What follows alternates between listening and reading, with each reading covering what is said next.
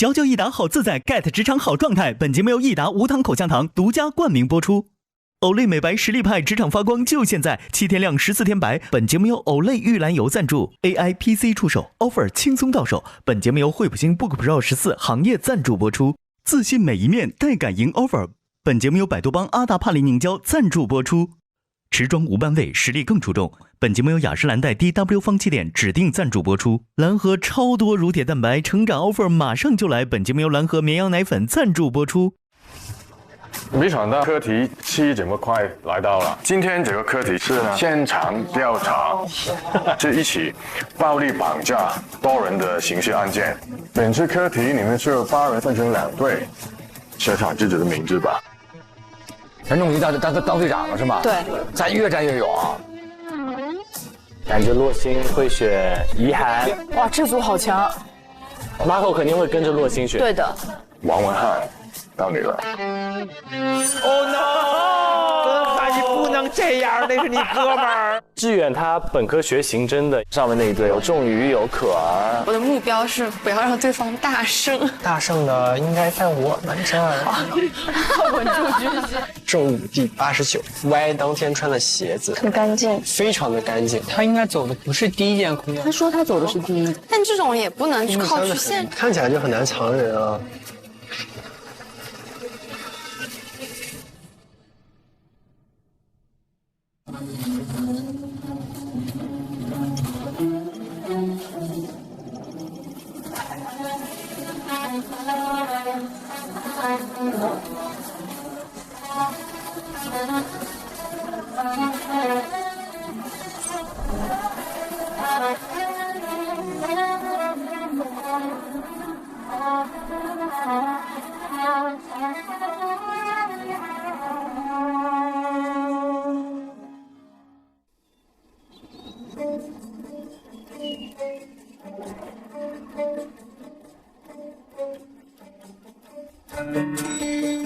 搜证思路。我再看一遍现场的视频。你相机带了吗，紫薇？带了。好的。紫薇是很靠谱的。你手机充电了吗？充电了吗？充了很多，但没充满。你的这个紧急沉默让人觉得……我把手机先充个电。哎，我得打个咖啡。都是橙花的味道。加油，侦探队长！今天的侦查就靠你了。好的，检察官。今天走这种英伦侦探风。你今天穿得很像检察官，头发也扎起来了。确实很有气质，很有气质，很干练。咱就是非常有气势的一组。我们看一下勘查的工具。组长请。组长的组长请。组长请。组长的组长请。哇哦！哇哦！哇哦！你想要什么颜色的皮卷尺？要量柜子。量一下身高。量身高吗？真的要量身高吗？来量身高吧。所以我不是在这2米。穿什么的时候，一旦摆这个。陈仲1.86米。真的假的？你们自己看。这让我对自己非常产生怀疑。下去都踩了6厘米，踩了6厘米。没有。他有1.86米，这是什么卷尺？等会量东西准吗？魔法卷尺。陈可儿1.53米。1.7米。1.79米。嗯。天哪，这个是个什么卷尺？1.8米左右。1.8米女律师。是的。他们怎么还没走啊？你们决定了谁先谁后啊？直接石头剪刀布不是很快吗？啊，可以，那2个组长石头剪刀布吧。那赢的先吧。好。3、2、1。先，那我们先 OK。可以。哇！陈仲宇，哇！不愧是转运过的男人啊。OK。出发，走，少年侦探团。好搞笑哦，真的。哎，你们回去都印自己的名片，然后给我。对，回头我们换一下。我们为什么不能直接印陈仲仪3个字呢？就是搁在我们的胸口。那个好运就是2手的了。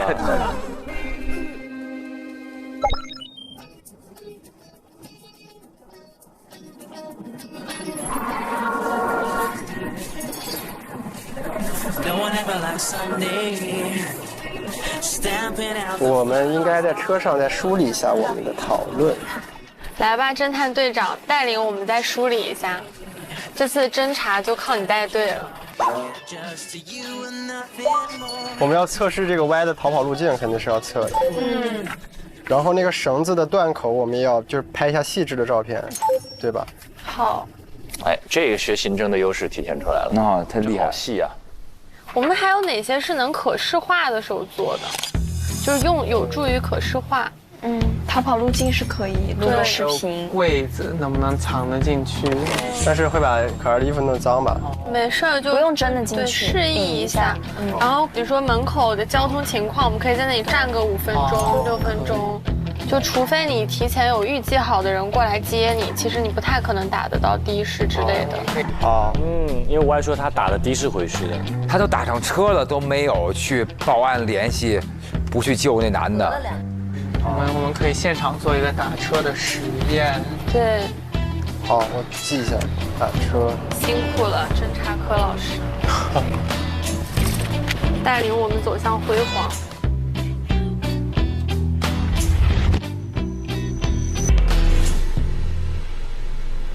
走吧，走。啊！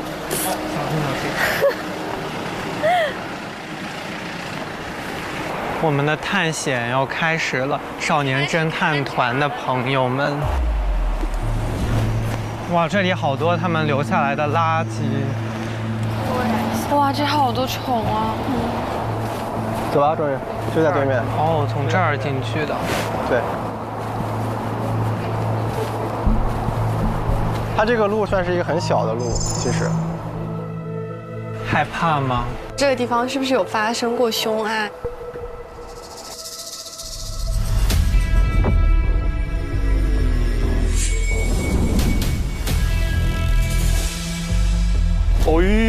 哎呦喂 ！Oh my god！ 这地儿跟女约会啊！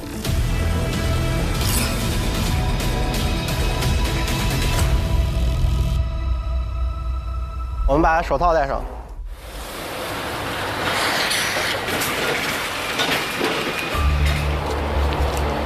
这里确实很多车子的声音。哦，你们看，这有很多货车。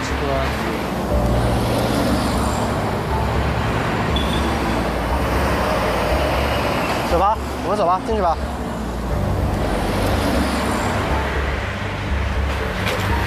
乌龙茶。咱们是不是要一路录过去？我觉得是，大家的手机都可以录一下。对，要记录一下这个进去的过程。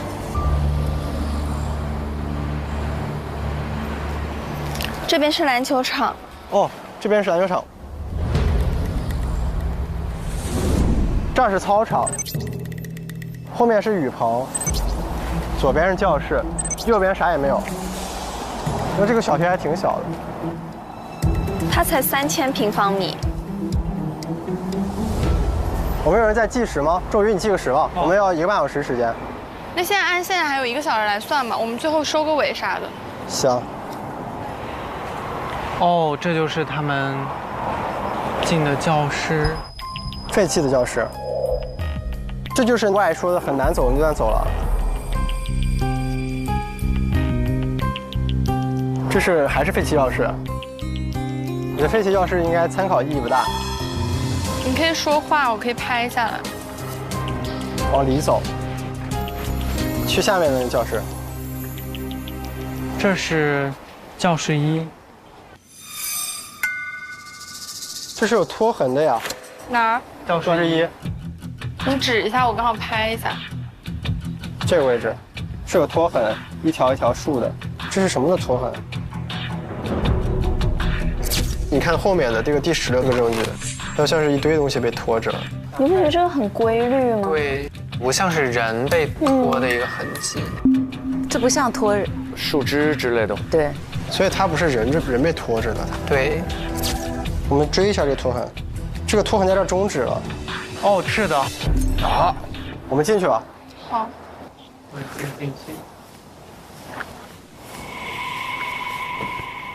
哇哦！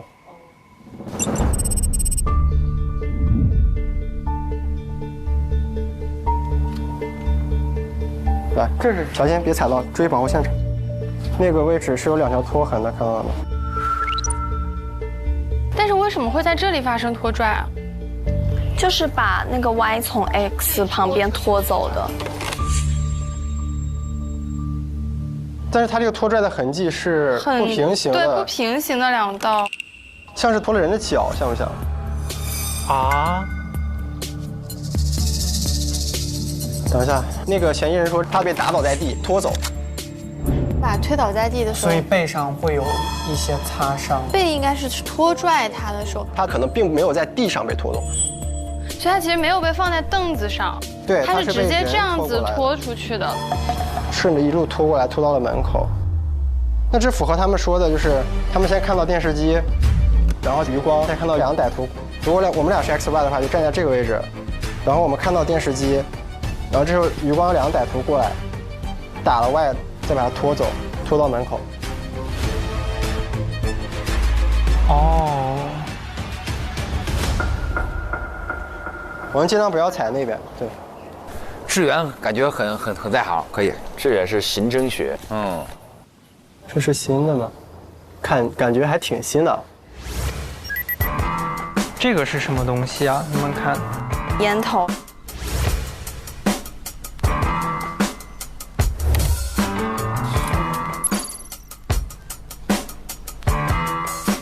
这里还有一个烟，这里一样的牌子的，这真的是绳子吗？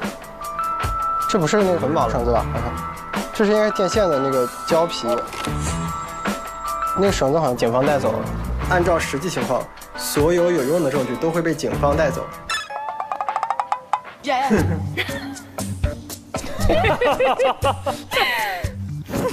是不是很符合？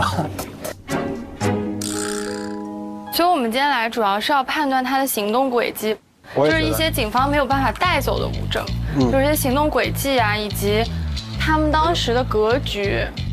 我们先都简单看一遍吧。走吧。天呐，我脸好像在流水。我也是，我整个脸又都湿透了。换下一个教室行。有一只虫子。别踩到证物了。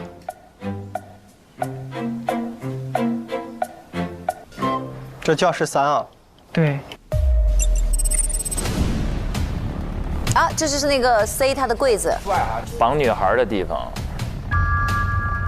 喜庆用品，这个看起来落灰很久了。长凳、木柜，这1.68米。天哪，这跑到积水。这鞋不湿是完全不科学的，不可能。衣服也不湿，也不现实。这个门是可以打开的吗？哦，这个门是可以开的。那真的很奇怪，你看，就是从这儿可以直接从教室1很直接把它拖过来，拖到教室3。他故意绕到教室2，而且外面很多杂物，很多玻璃，真的很奇怪。因为不能让他知道是连通的。那天门应该是闭上的，对，所以他让他产生了一种教室是不通的想法，他至少不能和 Y 喊话，不能怎么样，他们完全中间是脱开的。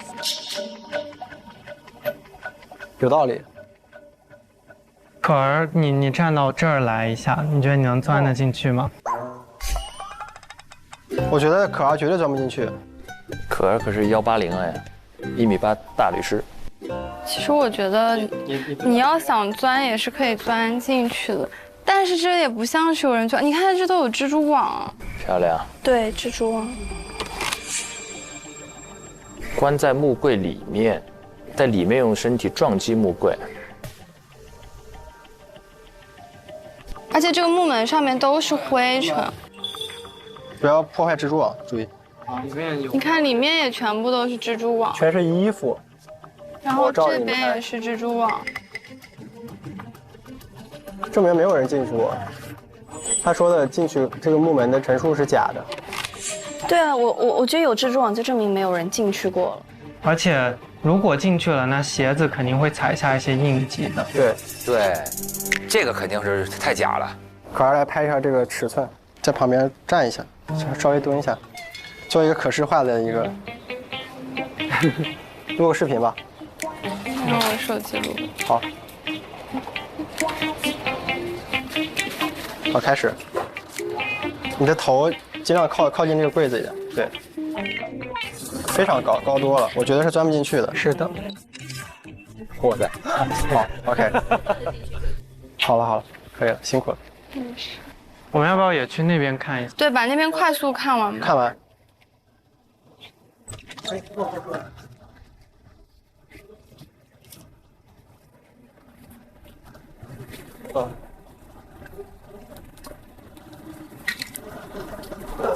这儿是雨棚。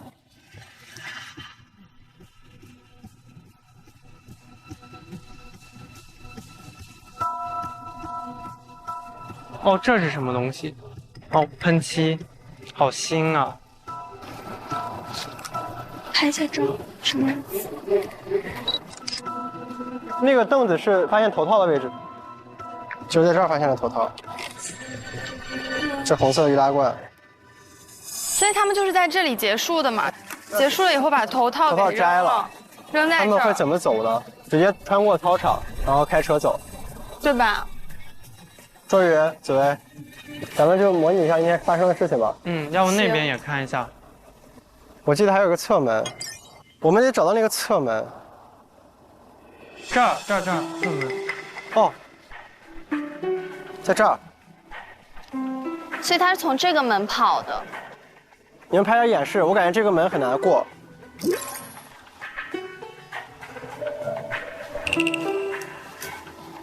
我觉得是过不了的。肯定过得了，你是因为背了包。对。他说他跑出去以后就顺着下坡，出去以后就一直下坡，沿着下坡跑。下坡哪有下坡？就这边往下。这样下坡吗？对。然后跑了5、6分钟。但是会走这个门吗？这个门极难发现，除非他知道动线。他可能就随便跑。你跑的话，你会不会第一时间会选择你进来的那个门？对。不，我觉得他不是往这边跑的，他是往那边跑。他是顺着那个走廊。对，他是沿着教室跑的。走到大门了。哦。因为他如果往这边一跑，歹徒正在那边等，容易被发现。哦，对。那这样我们再看一下，然后你和可儿做一下这个演练。好，可视化了。你可以帮我拍一下整个逃跑。就他其实是从课室3这里出来，挣脱了，然后从这边，他说很难走，确实很难走。然后他走到这里，从这边走过去，跑出去，然后走到校门口，他这边出去，然后他指的下坡就是那一面。正常我觉得应该会往那边跑，因为你往那边跑，其实你完全就脱离了整个学校的视线，对吧？对。因为他很明确的知道自己是从那边教室出来的。对。他从这边一路往下走，他会直接经过歹徒在那边等的地方。按理来说应该是往上坡那个方向跑，刚好有个转角，直接就过去了。就我是这么觉得的。走吧。差不多，跟他们汇合一下。我们别超时了。你们怎么样？感觉好像没有很新的线索出现。你没有发现什么吗？我们回去分享一下。对。哎呀，我还是不懂那2个什么浓烈气味液体的喷雾瓶和那个钱币。钱币还是没有，完全没有看到钱币，都不知道是啥意思。这是什么东西？我不知道哪些是有用的，主要是。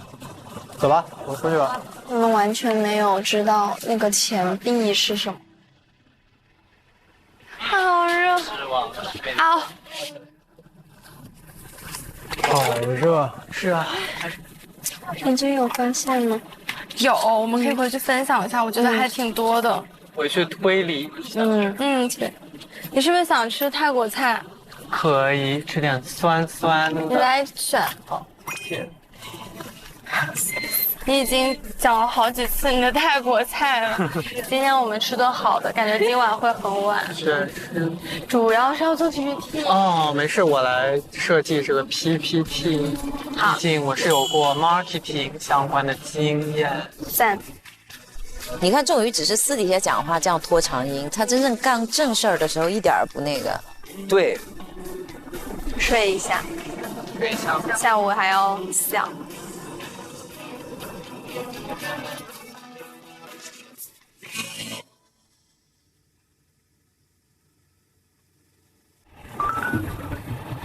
下午2点，第2组到了。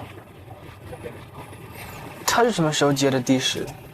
他也没说在哪里接，对不对？他说是跑下坡，跑出学校然后下坡，在这个地方看到了一个的士，结束的士回家。就这个时候会出现的士吗？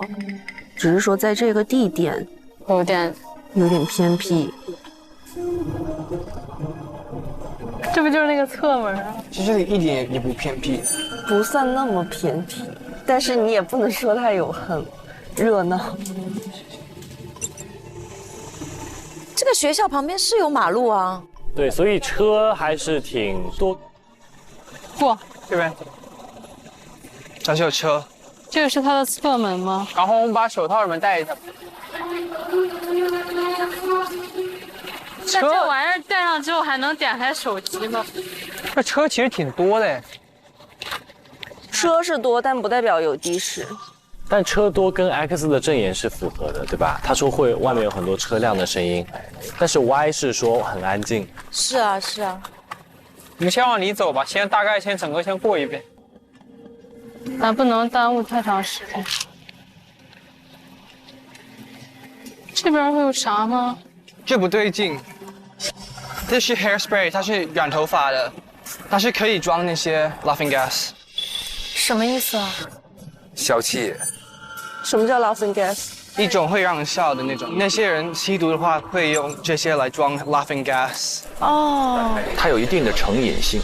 对，也是会对你神经造成伤害的。我觉得这个时间很长了，所以这个可能是长期都是来吸毒的地方，有可能。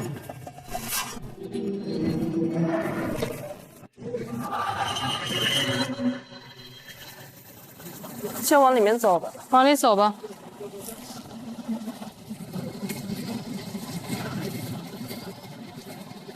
这就是坍塌的教室吗？对，这应该是坍塌的那个。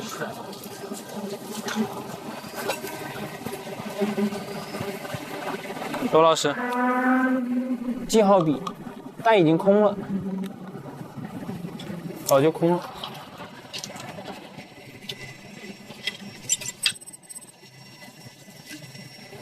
到1号教室了，这是1号教室。我进去先拍个总图，稍等。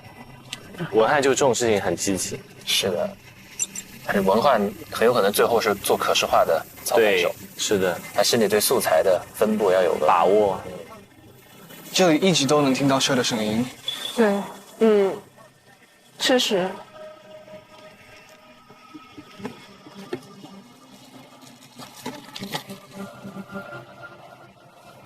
他要先看见电视，他这个电视是背对着他的，其实。我是感觉他这个怎么会说有一台复古电视？你从背面看根本就看不出来啊。有道理，他之前就来过。对，我觉得看不出来，而且如果是他进到这儿的话，他完全没有盲区，这2个男的不可能从藏，要么只能从后面藏。哦，所以他的视角有问题，他可能之前对吧踩点的时候，他的视角跟歹徒是一样的。是，他写了是我们想要进去看看，眼角看见2个人影向我们的方向走来。这个拖痕在这儿。X 他听到有东西被拖走了，他猜想是 Y 被拖里。对。这个拖痕压根不是拖人的痕迹。一个这么窄的拖痕，它能拖的是什么？可能是鞋子吧。鞋子。从这儿从哪儿开始的？这边。这儿。从这儿开始。教室1的这个椅子，是指的这一把吗？所以他当时坐着的应该已经被带走了，宜家那把。对啊。他们的打斗应该是发生在哪里？就在这一间屋子呀。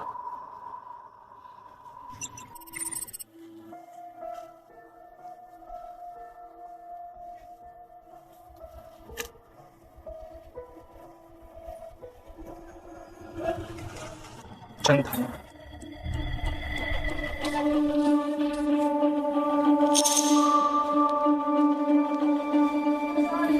里面是胶带，还有剪刀。拍不到。能拍下闪光灯吗？你们不觉得这个很吓人吗？哪一个？地上的这个人形。但是这个上面明显已经有一层浮灰了。电筒借给我可以。就是这个浮灰跟旁边那个感觉已经很厚了，不是最近形成的。你看它的颜色其实很淡。我们看看这个垃圾桶。麦当劳。这上面有这么多蜘蛛。他们好像看得细。好像比较多。好。你可以进去吗？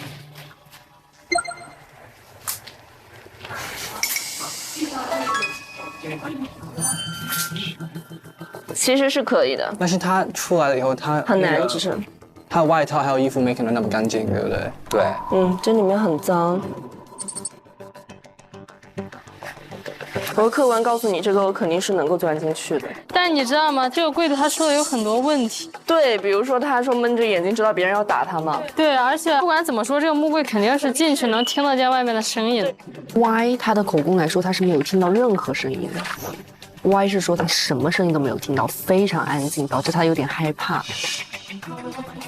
而且他这个门也不可能他撞门，然后撞不开这个门。这个门确实没有锁闭装置，就这破门，它只是合上。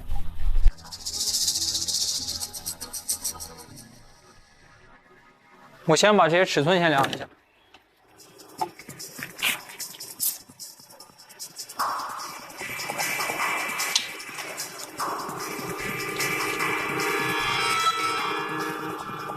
这是那个吗？这是那个吃的那个吗？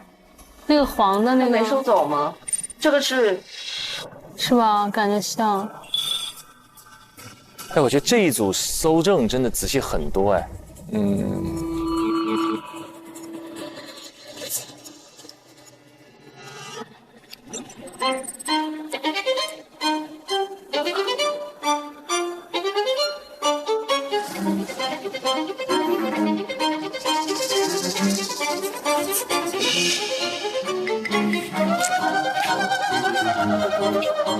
那个房间很多东西。哪个？隔壁那个有针管。哇！有针管。那个房间。这个拍了是吧？拍了，但是没看到日期。这房间主要是这个针管，后面也有一个针管，不知道是不是针管。所以这个可能长期都是吸入的地方。我感觉那个药品会不会可能是毒品？我也觉得。这样他们为什么要搞钱？为什么要在这个地方搞钱？就有可能能说得通了。是不是那个女生也吸毒？因为他为了这个所以要骗钱嘛。因为那个男生的那个口供说，其实他之前在 APP 认识他之后，有约过他出来见过面，觉得他挺漂亮，有点凶凶的，然后还给了他1000多块钱，发现那女孩很快就用完了。那这是一个惯犯团伙了，认识一个男孩，然后约他到一个神秘的地方，然后借势一把，索要赎金，支付毒资。对。它这个窗户都是拉不下来的，所以窗户不存在密封可能性嘛？对，他如果从这儿走过去的话，他应该是肯定能看到屋里的人的。我觉得这个东西其实我们不能去正向证明我们的委托人没去过现场，应该反向去证明另外一个 theory， 就是那个 Y， 他在现场根本就没有遭受这些事儿。所以我们想证明的一个东西，应该是现场发生过的事情，就明摆着是这个 Y 自己策划的。高是65，再看下长，长是94。这什么？这是不是吃的果壳？夏威夷果壳，你能捏一下试一下吗？你请我吃掉它。捏一下。哦。真是被你笑了。硬的。里面有什么？恶心的，不知道什么。我们看一下那个逃跑的路行不行？如果你要走这一边的话，虽然说路有点窄，但也不至于难走了，不至于难走的程度，还是比较坦荡的。但如果他想往这边走的话，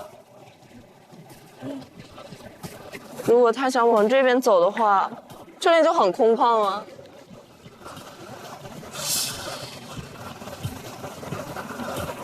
这就是个篮球场。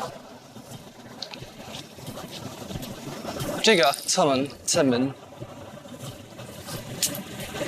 他是侧门走出去的吗？对，他如果从这边过来的话，他就可以直接从这钻出去啊。是可以的，肯定是钻得出去的了。然后这里应该就是下坡，应该就是这儿。那边。如果 Y 从教室3出来后，可能有2条路，一条是这边，他一定会经过教室1，不可能不看到 X， 然后是走这边。怎么还有个后门方向？他们找到另外一个门了。他们怎么看这么细啊？这也走不过去。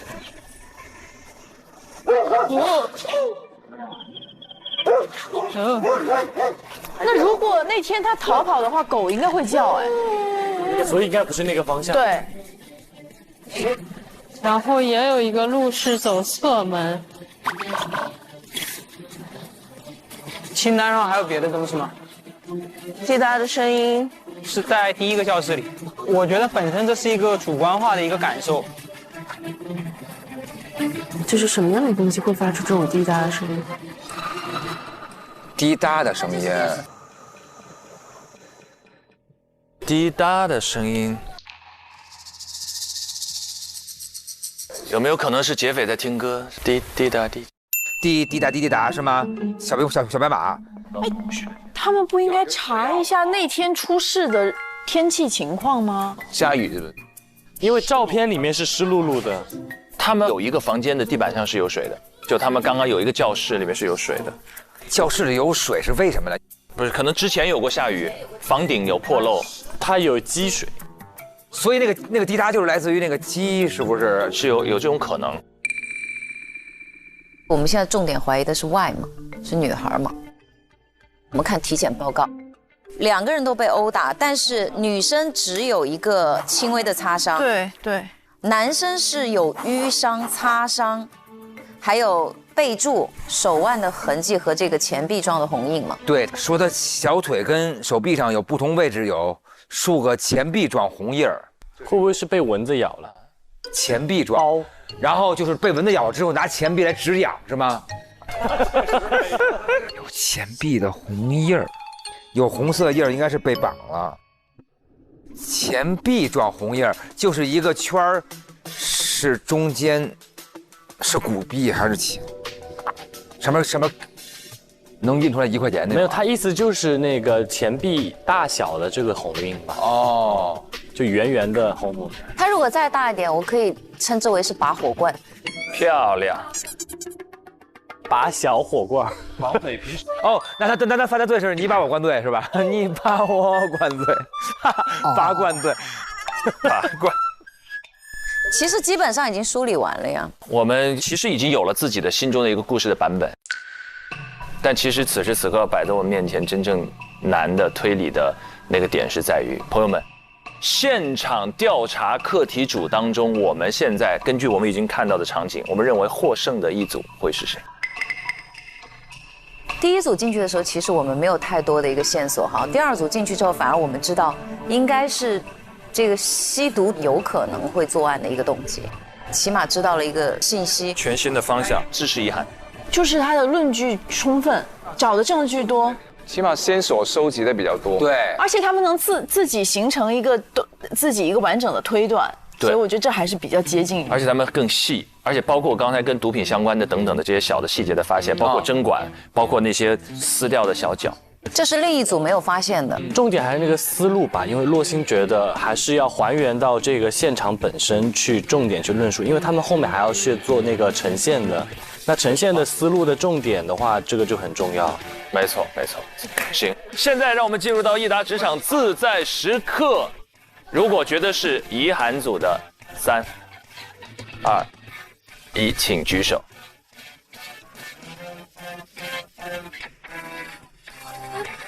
好，全票。我们全票认为，在这一轮的 PK 当中，遗憾组占有先机。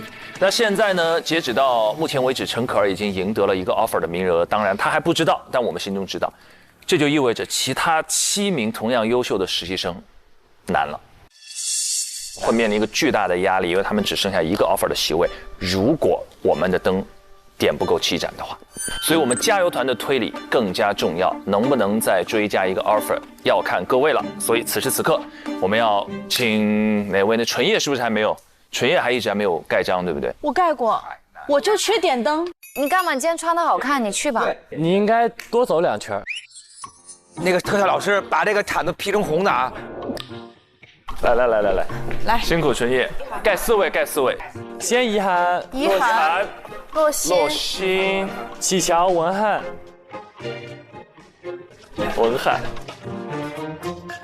哎，但是这个刚刚的可儿的，他是永远有一个 offer 在这面。对，他已经进了，对。哦，对，他可以留到最后一期，他是货真价实的 offer。OK， 好。不管怎么样，希望我们这一轮是正确，因为如果正确的话，第6个自在值也会被成功点亮。所以到底是不是遗憾组获得 KPI？ 一起来看。本轮调查取证的关键就在这个房间里。主子们的品味不错呢。猫窝也是豪华别墅，哇，全都是最新款彩妆哦，还是个资深装备控呀。根据当事人一贯精打细算的性格，可以排除报复性消费的可能。那么答案只有一个。他参与的是天猫双11活动，天猫双11官方正品折到底，百亿红包无限惊喜，万千好物省到底。答案很明显，没有人能对天猫双11活动不动心，所以我们这次的 offer 稳了。您好，有您的天猫快递。他这次的 offer 赚了。开始了，走，快，速度，走路已经开始跑了，带风。我先去打印一下，打印出来把它高亮一下，然后还有别的一些点，看看有没有啥要加的。哎，你觉得那个血迹的那个点还要写吗？我就不想写。我留着了，其实就是说他是那个就是绑架嘛，其实只能证明他是绑架。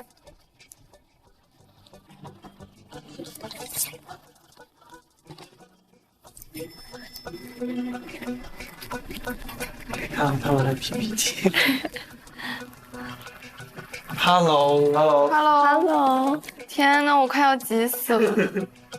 我来看看 PUP 的中文怎么写，就是大律师 PUPI 学徒。这儿就写的。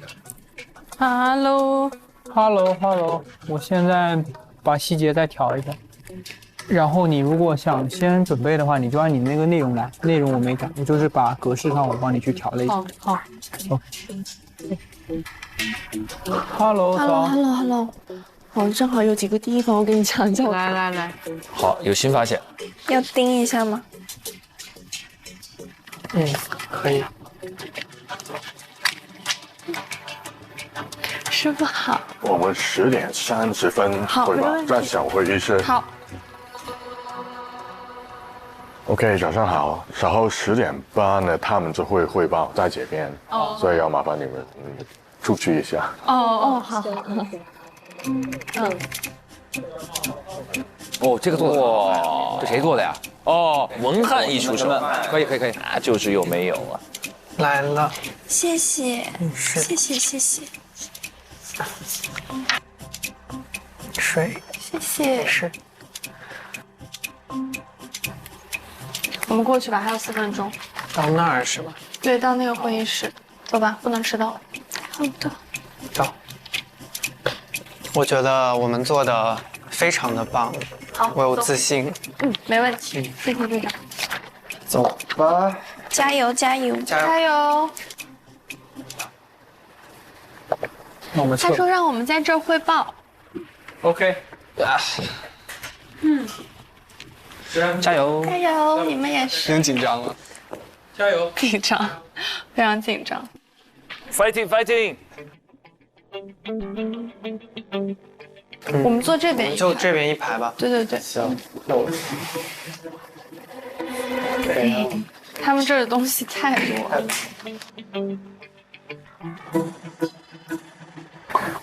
给律师们导演。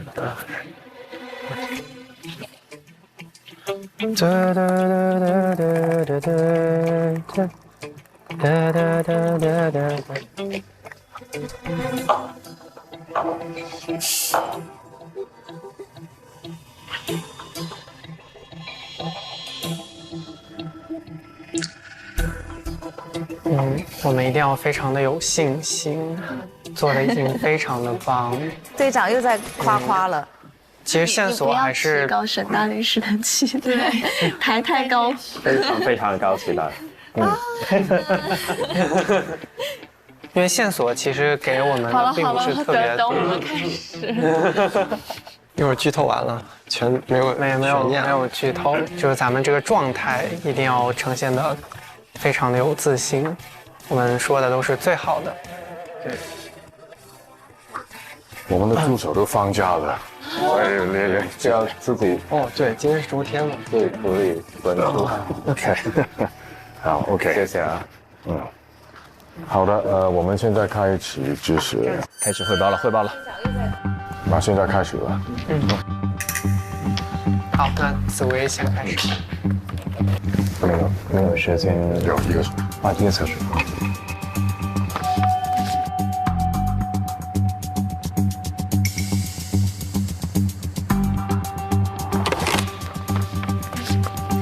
2位大律师好，今天是由我们组进行一个我们的搜证的，以及我们的一些对于李先生的无罪的一些推断的展示。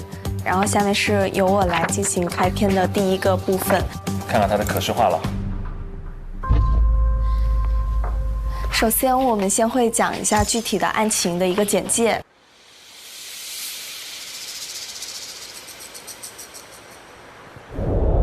这是我们本案的关系人，主要分为被告、控方证人、犯罪嫌疑人和案件相关人。值得注意的是，这个案件相关人 Lily 和黎洛，它是一个朋友的关系。然后整个案件的一个比较核心需要记住的点就是，黎洛被牵扯进目前这个案件，是因为他提供了一个账户来收款。然后这个账户根据我们现在的聊天记录证据显示，是由 Lily 问他借的这个账户。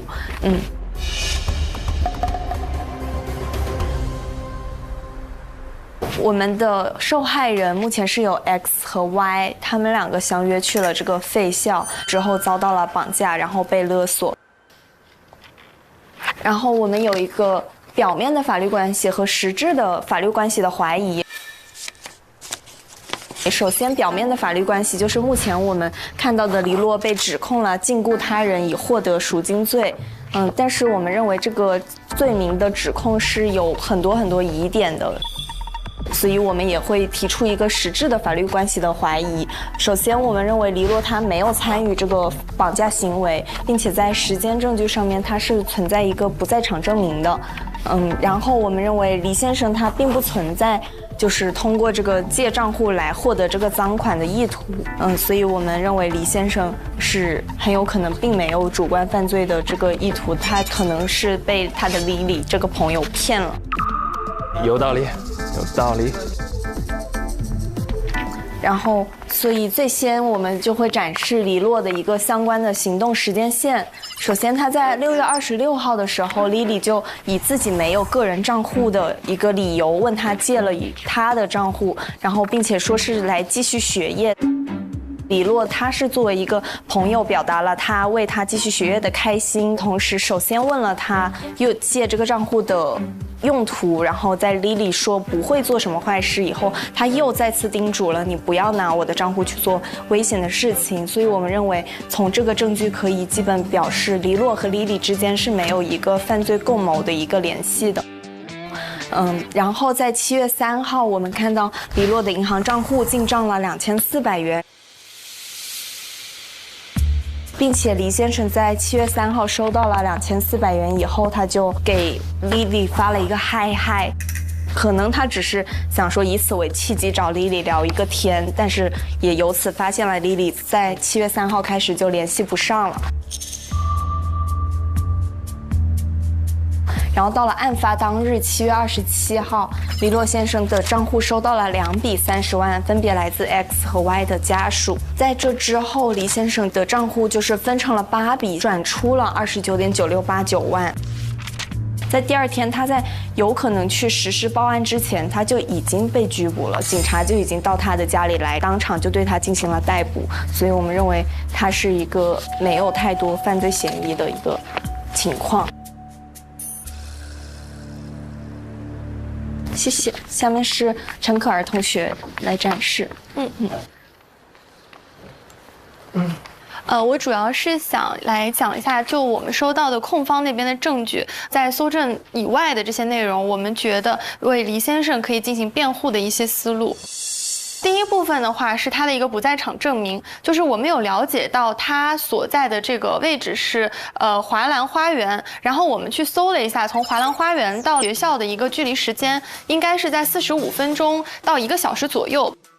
包括我们自己去往现场，实际花的时间会比地图上更多一点，大概在1个小时左右。那我们根据警方的这个闭路电视片段中，其实看到的是10点32分的时候，这个闭路电视中的男士首先不会是 WP1 和 P2，因为当时2位已经埋伏在教室1中。然后后续根据另外一位警员的口供，其实黎先生的家中搜到了和那天在闭路电视中相符的衣着。所以我们产生了合理的推测，其实黎先生是闭路电视中的这位男士，也就是说黎先生并不是 WP1、WP2 中的任何一个人。这个点其实还蛮好的。第二部分的话是除了他出门当天的这一部分不在场证明以外的一些事实的信息。首先，他去了百家超市、OK 便利店进行了消费。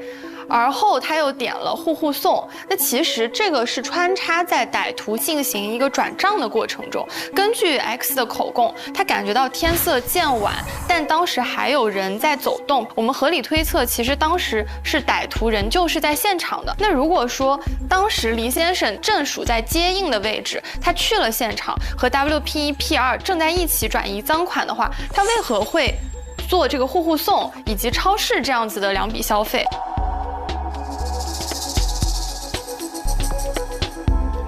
然后接下去的一个部分是关于他的犯罪意图。首先，他出借这个银行账户的时候，根据控方的证据，其实我们看到他跟 Lily 的聊天记录中是 Lily 主动找到的我们的委托人，并且他其实对于出借账户这件事一开始是觉得很犹豫的，是后续 Lily 的表现让他由于珍惜友情，所以犹豫再三后，还提出了你不要用这个账户去做一些危险的事情的前提下才出借了这个账户，所以我们认为这个和犯罪意图之间还是有很大的一个区分的。对，他有这样的对话记录。这个主要是我们根据他的这个控方的一些证据，想要提出的一些辩护思路。其实我们主要的方向，包括后续向志远同学的介绍方向，都是在于如何去提出一个替代的嫌疑人。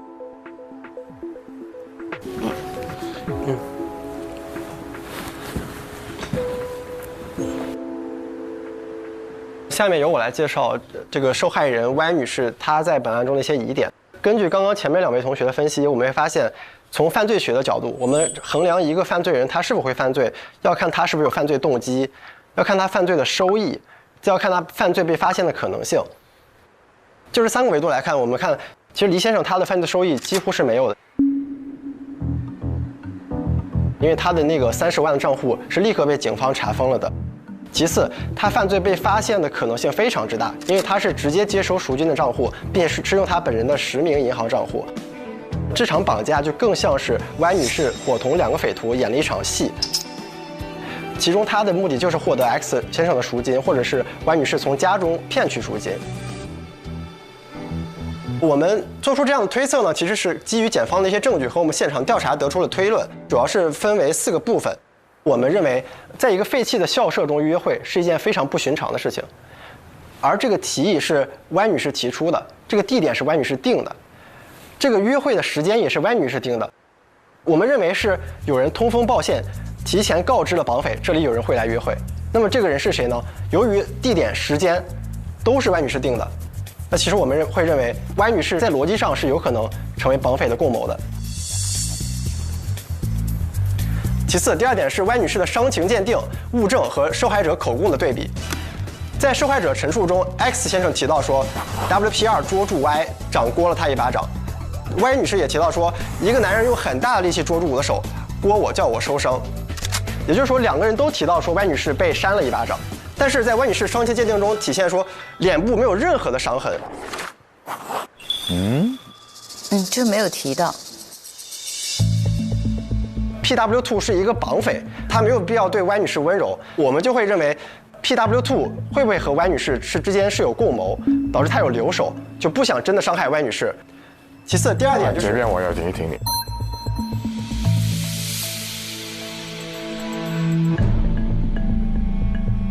想问一下，他Y 什么时候去看这个医生的？Y 是当天的，那个出具报告时间是当天晚上的8点半。在赤柱医院。我想问一下，因为扇一巴掌其实留下的伤痕也可以很快散。对呀。我明白。对呀。我也试过没有留手的打我一巴掌，10分钟就没有了。哦，你看人家演员最知道这个了。那这个就有问题了。这方面有什么说法呢？就是我们会认为，首先扇他一巴掌这个实施的人是一个匪徒，在想要控制住一个人的时候，想要让他冷静下来的时候，他是不会留手的。我们觉得至少应该脸上他会有一些，比如说肿起啊，或者说淤青、淤伤啊，这是应该会体现的。而且他的这个出具报告时间是在当天的8点半，那么我认为这个检测时间可能大致在发生当天的中午的11点、12点。其实没有过去太久的时间，我们认为它应该是有一定的痕迹的。这个我们还想补充一点，就是我们有去搜关于赤柱医院的这个挂号时间，当天是周6，所以它的挂号时间一般是在12点之前就结束了。我们是觉得它可能挂号时间就是在白天，只是这个报告最后出具的这个时间、打印的时间，并不代表它实际验伤的时间，所以这也进一步的就是可以回答您的问题。OK， 好，行，合理，然后其次第2个陈述部分就是说 ，X 先生在被蒙住双眼之后，他隐约听到像是 Y 声音的痛苦呻吟声，猜是 Y 被脱离了房间。然后 Y 也陈述到，他说我被拖到另外一个教室，他一度拖到我的背非常痛。可以向您展示，就是这是当时走廊的画面，这是我们当时在做一个模拟实验时候发现。这就是 Y 说的很难走的那段走廊。那个距离我们就在实地测量过，其实是不短的距离，大概有10米左右的距离。其实发现有非常多的杂物，然后还有瓷砖。其次，她这个女士外套是当天她穿的衣服，可以看到她除了上面有一些小的白色的粉尘之外，没有任何的磨损，也没有任何的脏污。拖背，刚刚那个走廊怎么可能只是轻微擦伤？对，如果她背真的非常痛的话，你怎么拖都会有伤口啊。在这样的一个地面上拖行这么长的一个距离，呈现出这样的一个状态，我们认为是不同寻常的。然后第3个陈述是 Y 女士讲说，她的手和脚都被人绑在椅脚上，但是呢，看到她的这个伤情鉴定来看，他只有手掌心的位置有轻微的擦伤，手腕和脚腕没有任何擦伤。同样对比本案的 X 先生，他的手腕处有很明显的擦伤，脚腕上有前臂状的伤痕，就都是被同样的匪徒绑，都采用了同样的打劫方式。那为什么一个受害者他的手腕、脚腕有擦伤，而另外一个只有手心的擦伤呢？所以说我们也怀疑他到底有没有被绑匪实际束缚住。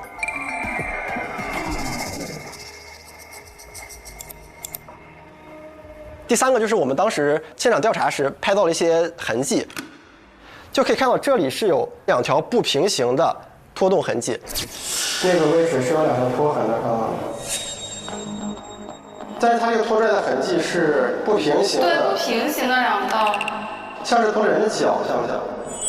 所以它其实没有被放在凳子上，对，它是直接这样子拖出去的。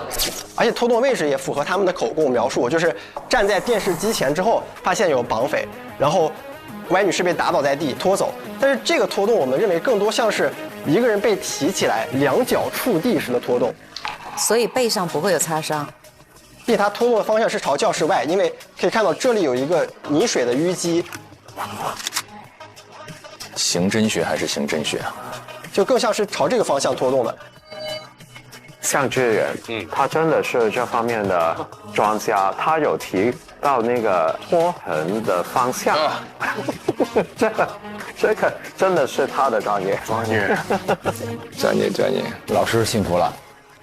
第3个疑点，Y女士她当天这是她提供的当天穿的衣物，这个鞋子呢，我发现她的这个鞋身上有这个斑斑污点，但她的鞋底却非常的干净，只有少许的污泥。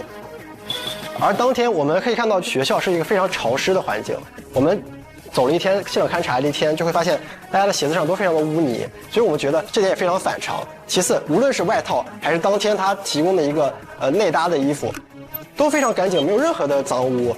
但反观 X 先生，他的衣服上可以说是斑斑点点，很多摩擦的痕迹。同样对比2个受害者，会觉得 Y 女士的衣服实在太干净了，干净的出奇。其次 ，Y 女士口供中可能存在的虚假陈述，她在陈述中有这样的一个表述，她说：“我被绑的教室，就像是一般的教室，都是正常教室的摆设。但是我们看看这个教室中它到底有什么。”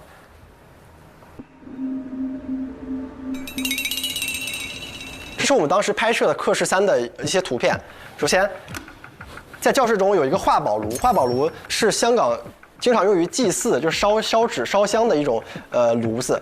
它在教室中出现就本身很不合理，而且杂物中有一些面积很大的、非常显眼醒目的红色的喜庆用品，包括在窗上钉了一些木板，这在教室1、教室2都没有，只有在教室3中才出现。其次，这里有一个非常大的画有外星人 logo 的一个大柜子。他的意思是，这不是一个寻常教室的物品陈设。刑侦不是白干。就我们认为这些物品非常的醒目，任何一个人走进这个教室都会注意到这是非常不寻常的摆设。但是 Y 女士她却讲说，就是正常教室摆设，就像一般的教室。其实我觉得这点非常奇怪，就好像 Y 女士从来没有进入过课室3一样。就是她压根儿没拖到那儿。虚假陈述2是说 Y 女士有提到她自己被关在一个木柜里面，在教室3的木柜中，她尝试用身体撞木柜，想要打开时被匪徒扬言要打她，就制止了。但其实我们看到这个木柜，它的柜门已经非常松动了，它这个荷叶已经脱落了。他完全没有必要进去后觉得出不来，对吧？而且这个木门上面都是灰尘，你看里面也全部都是蜘蛛网，全是衣服。然后这边也是蜘蛛网。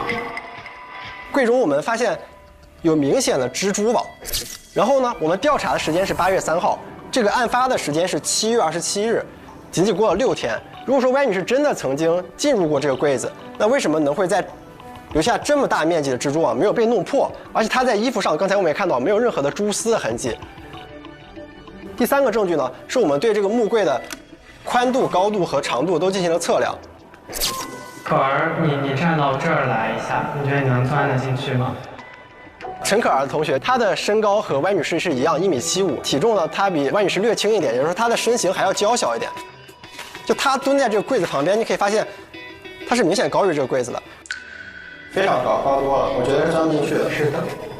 如果她想要进去，她必须是一个非常自愿的状态，以一个很刁钻的角度进入这个柜子，而更多的不可能是被强迫进去。所以说综上3点，我们认为他在这个陈述中被关入木柜这一点陈述可能也是虚假陈述。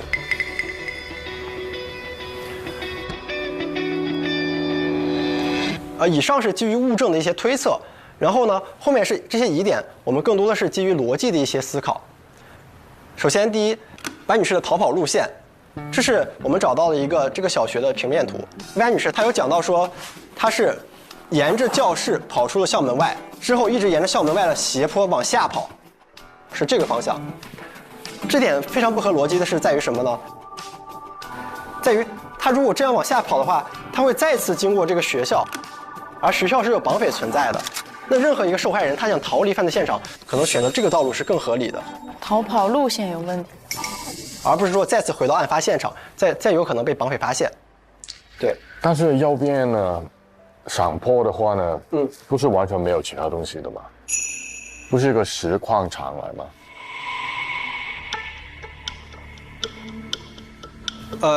对，是个实况场，但是其实我觉得他只要逃离的足够远就 OK 了。而且还有一点就是，Y女士她有提到说，她自己是打车回家的，打了出租车回家的。但其实我们当时从勘查开始到结束了1个半小时中，她那个路只有货车经过，甚至私家车都非常非常的少，没有任何一辆出租车经过。就我们会觉得 Y女士到底她等车等了多久？他能够等到出租车吗？在这样一个偏远的位置，在一个废弃的学校附近。其次，绑架是一个求财的犯罪，是个财产类犯罪。那他身上的现金会不会搜刮走？他身上有什么样的东西可以让他打车呢？我们会觉得，所以说 Y 女士她乘坐出租车逃离的方式是否可行，也是一个不可以手机网页吗？我们甚至觉得绑匪如果将他已经绑在那个椅子上了，其实不会在他身上留手机。手机确实不会留，是的，钱也不会留。我还想补充一个点，就是靠近学校的那一侧，其实根据图片显示也能看出来，那是一个车道下坡的一个位置。它指的下坡就是那一面，你跑下坡其实一直在学校路径里，那这个逃跑轨是超级不现实。所以我们其实合理的怀疑他是有车接应他，他的记忆其实是坐在车里的记忆。然后他去叙述的时候，他就说我是坐在的士里走的。但其实究竟这个车是不是的士，是我们怀疑的一个点。OK， 好的。有点想赞赏，但是我憋住了，憋住了，不让你们骄傲。好，对，然后就是我们以上的全部汇报，谢谢2位大律师的时间。好了，谢谢，谢谢。好。对 ，OK， 谢谢。他们还是很满意自己的这个搜索的。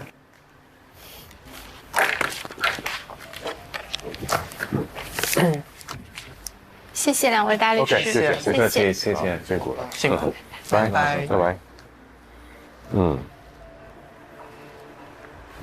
哇，做得非常厉害，非常厉害。其实他们想到的那些有一些不是你们本身设定的那些疑点，但是都是一些非常好的疑点。哇，老师们惊讶了。他们这个情况看来要赢了，很有机会大胜。大胜哇！是吗？有机会吧？就要看看下一组怎么样。他们非常厉害。我觉得洛西没问题。他们后发有优势，他们只要讲出前面还没有讲到的东西。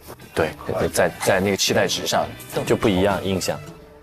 待会儿汇报，你看起来状态不错啊。还是有点紧张的。看不出来诶，你是不是有什么妙招？来吃个瓜试试。好啊，谢谢。1秒就能神清气爽，这个口味我特别喜欢。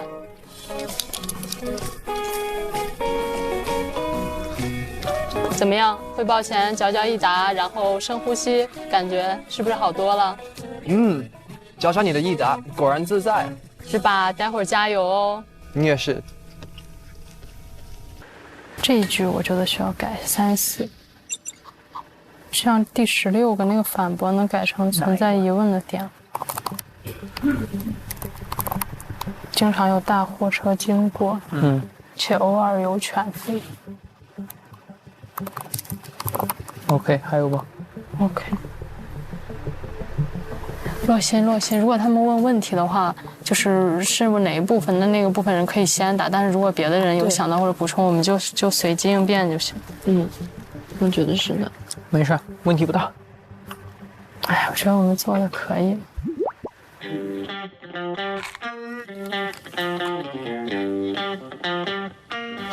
他们好像结束了，是不是？加油！加油！加油！加油！进去了吗？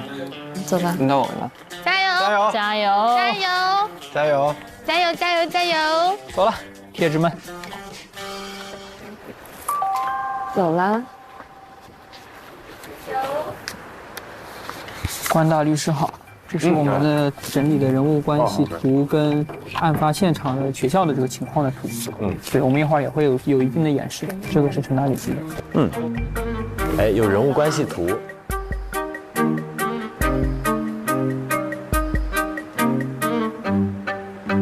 那我们可以开始吗？可以。哇，这 PPT 你看不一样吧？对，氛围感一下拉满了。首先，我们的这一部分，我们想驳斥的控方的一个证据的点，就是它的时间线的一个合理性。我们认为黎洛是具有一个不在场证明的。我们查了一下黎洛的家，然后距离这个学校的距离。它一般情况下不堵车也需要40到50分钟。那么根据 X 和 Y 的证言的一个交叉的印证，他们大概应该是在11点左右遇上这个绑匪的。那么这种情况下，如果闭路电视拍下的人就是黎洛的话，那他到达学校的时间应该是在11点25时左右，没有办法在他们之前赶到这个学校。非常的清晰结构。然后就是第二个驳斥的控方的点，就是我们认为被告是没有动机。我们从莉莉和她的聊天记录可以看到，她首先在26号的时候就已经失去了对自己账户的一个实际控制，她已经把账号密码给了莉莉，并且她一直在对莉莉担忧，说你不要用这个账户做一些 dangerous 违法的事情。一样，这些都是一样。目前打平哈。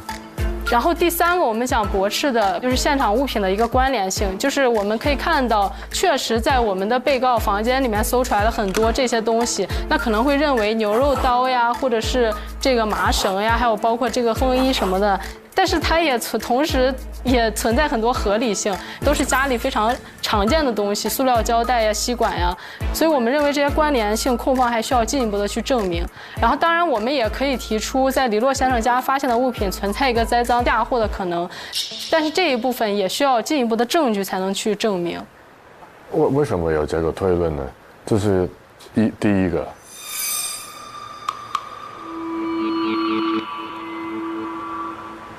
首先，第一点就是在他家发现的这个物品，现在并没有直接的证据指向说在他家发现的物品就是跟案发现场的物品是同一份物品。对。那如果说是同一份物品的情况下，我们为我们的委托人黎先生想的一个理由，也可能是说，既然说他愿意把账户借给莉莉，说明他跟莉莉之间的关系其实是很近的。在很近的情况下，有没有可能他会把自己的家门钥匙给到莉莉？那莉莉很有可能也能7月27号做完案之后，再把东西再放到黎洛先生家里，再加张载户给他，这是存在这样一个可能性的。就是另外的一个路径。OK。好的。然后第四个部分驳斥的就是证人证词的可信度。第一个点就是说 Y 的一个预谋的一个问题。首先是在 Y 的证言段2，他说之前是别人在网站上分享去探险，然后他希望和 X 一起玩，然后 X 的证言段3也印证了是 Y 提出的这个主意。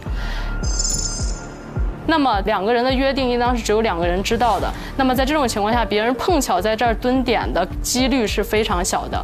那么我们认为 X 和 Y 的来这儿去约会的这样的一个约定，应当是被第3人知道的，并且 Y 很可能之前就来过这里。合理。然后最核心的部分就是 Y 形容的他自己被绑架的一个遭遇。那这一点呢，我们想从几个方面去反对一下。第一个就是在控方证据15、16，如果他是从 Y 把这个 Y 拖到3的话，是没有这样的一个拖拽痕迹的，这个痕迹就消失在了教室1的门口。这个图可以看到。然后第二个小部分就是 Y 的一个伤情报告图，它背部是一个轻微的擦伤。那如果是这么长距离并且是很剧烈的情况下的一个拖拽，那它的背部不应该是一个轻微的擦伤，可能就是根本就没有拖拽 Y， 而是用别的物去代替的。但是无论哪一种都会说明 Y 和 WP1 是有关系的，因为作为一个绑匪，你不可能把他拖到教室门口就停下来，让他自己走，或者是就根本没有拖拽他，却要演示出来像拖拽一样的声音。第3个点就是 Y 声称自己被放到了教室3之后就被关在了这个木柜里面。那么首先呢，这个木柜存在很多疑点，首先是关于它的尺寸的一个问题。根据现场的勘查呢，它的长大概是0.97到0.98米，宽是0.48米，高是0.65米，而 Y 的身高175厘米，体重60千克，就是很难被关进木柜的。然而关于木柜的话，我们现场打开这个木柜的时候，里面是有很多虫子，就一下子爬出来，很显然是这个木柜很久没有被人打开过的一个情况。然后第2个小点就是在于他声称他自己尝试用身体去撞木柜，但是发现这个木柜的这一侧的这个门它本身就是坏掉的，而且这个坏掉的痕迹不是一个新坏掉的新的破坏痕迹，所以说它并不需要一个额外的冲撞就能打开，甚至我们可以说绑匪把一个人锁在里面根本起不到限制他行动能力的作用，因为这个门本来就是坏的。这个他们都注意到了。两组找到那么多的证据，都是非常有用的证据，然后整个分析都是非常详细、非常到位的这些分析。然后第2个部分想说他的预谋的一个点，这个我会邀请王文翰来跟我一起演示一下，一起演示。诉讼可视化来了。就是在 Y 的证言段3，他说到走进的第1个空教室，也就是教室1。他看到了一个复古的电视机，就叫 X 来看，然后眼角看到角落有2个人影。这个照片就是从他们唯一能进到这个教室的那个正门拍的，然后这个就是那个电视机，然后我是 Y， 然后他是 X。我们现在站在这个门的位置，他现在进来。所以第一种情况就是，首先他是只能从正门进的。如果我没有向里进，我站在这个位置，我就说，哎，这是一台复古电视机。根据我们4个人的观察是不可能的，因为它那个电视机首先有个绿色的遮挡，其次是它是离门口也有一定距离的，你没有办法立马识别出那是一台复古的电视机，所以他就一定是提前知道里面有什么的，那他就来过。哪知道是电视啊？对。如果他是进去，我刚进到这个门里面，走近一点，他才能看到这是一个复古的电视机的情况下，在我们所有人进去的时候，你的视角就教室1而言是一览无余的，就是不可能不发现这边蹲着人，或者是在另外的3个角落里面蹲了人。漂亮。那第2种情况下，就是我们2个一起，他可能跟我差不多。就是前后脚，他进到这个教室里面，然后那2个人是在室外埋伏的，冲进来的话，他一定眼是看到了这个复古的电视机，那这个身侧的角度就决定了 Y 是面对着门口的。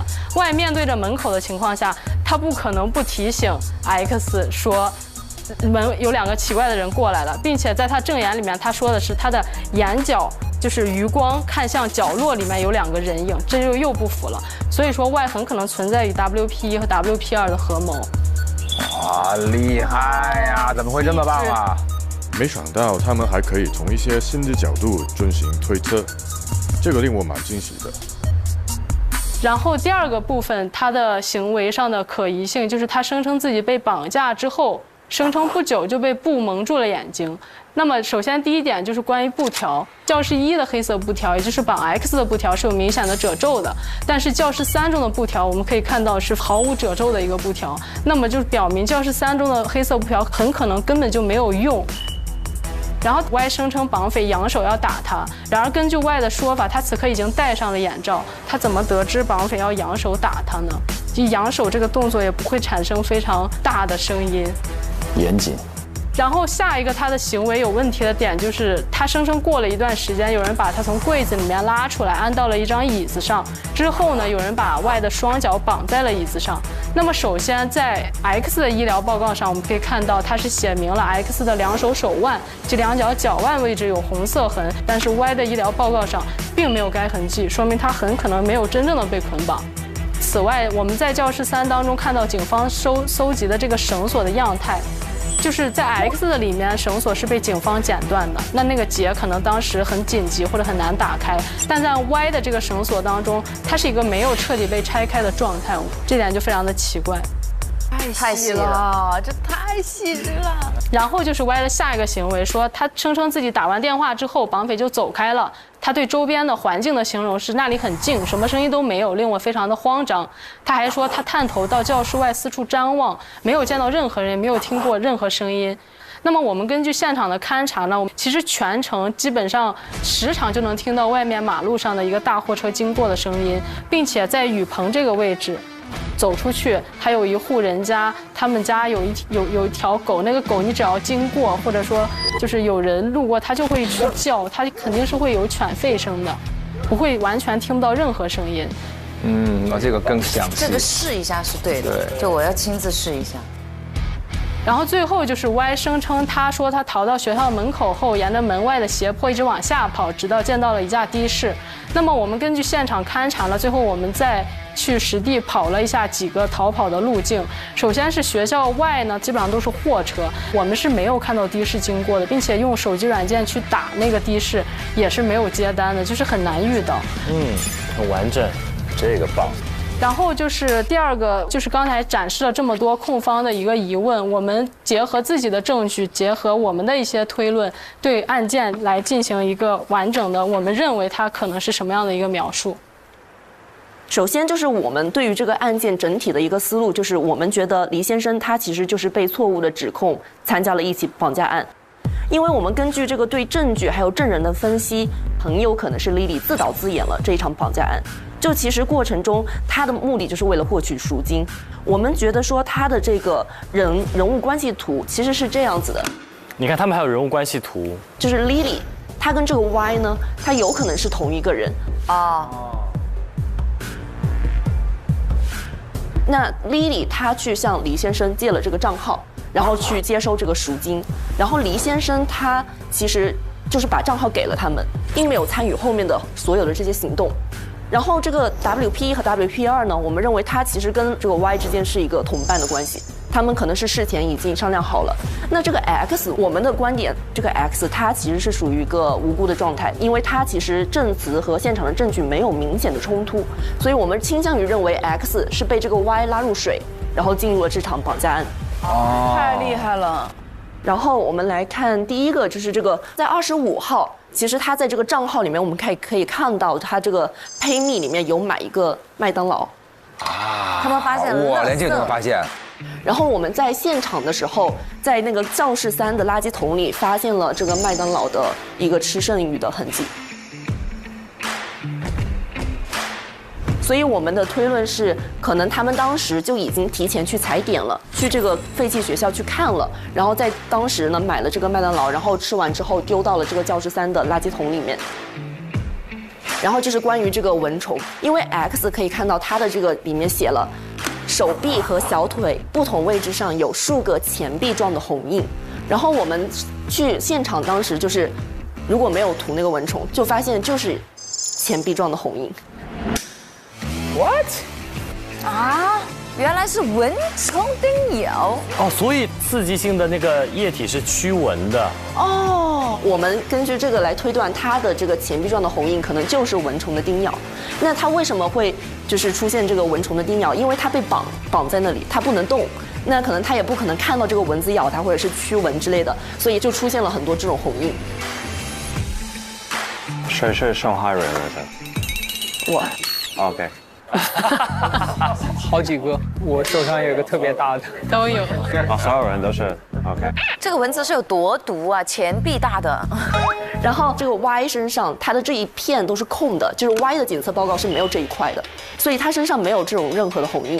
这只能说明有2种情况，一个就是 Y 在现场的时间非常短，然后第二个就是他可能没有被绑。那没有被绑的话，他有可能自行去涂了这个驱蚊液，因为我们在现场发现了有非常多的那个驱蚊液的一个残余的东西。